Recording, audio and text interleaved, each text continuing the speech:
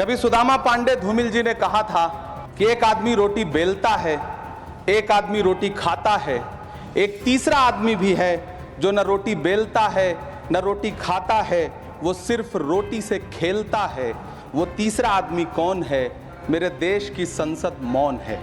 वो भी क्या दिन थे जब संसद में देश का बजट पेश होता था तो देश की सड़कें ठहर जाया करती थीं। रेल बजट पेश होता था तो लोगों की उम्मीदें रेल के डिब्बों की तरह पटरियों पर दौड़ने लगती थीं।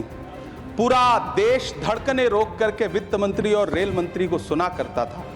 अफसोस, अब बजट पेश हो जाता है, मीडिया चैनल सरकार का महिमा मंडन करते हैं और बेचारी जनता बजट के आंकड़ों के शब्द जाल में उलझी हुई महीनों बाद समझ पाती है कि उसका तो फिर से कट गया।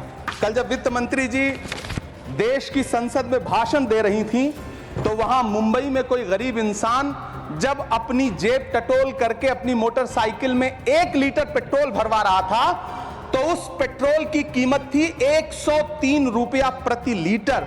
आखिर इतना महंगा पेट्रोल डीजल खरीद के कौन संतुष्ट हो रहा है? हम आप यहां पर बैठे रहते हैं और वहां बाहर इसी दिल्ली में 1 लीटर दूध, चाहे वो अमूल का हो या फिर मदर डेयरी का हो, उसकी कीमत 73 रुपए लीटर है। इतना महंगा बेच करके कौन संतुष्ट हो रहा है? चाहे देश में लहसुन 400 रुपए किलो बिक जाए, टमाटर 100 रुपए किलो बिक जाए, प्याज का दाम सुनकर आंखों में आंसू आ जाए, लेकिन वित्त मंत्री महोदया बजट में महंगाई का मां भी नहीं बोलती हैं।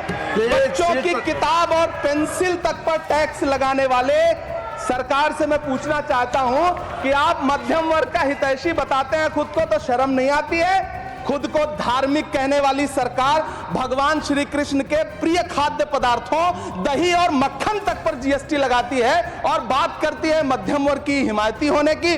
जिंदा रहते हुए जनता से हर चीज पर टैक्स वसूलने वाली यह सरकार कम से कम मरने पर तो लोगों को बख्श देती, लेकिन नहीं, वहां भी लूटना है। अंतिम संस्कार के सामान अगरबत्ती, धूप बत्ती, केवड़ा जल, चंदन पाउडर, जौ, बताशा, काला तिल, पंचरत्न, कपूर और कफन तक पर टैक्स लेने वाली यह सरकार किस मुंह से खुद को मध्यम वर्ग का हितैषी बताती है?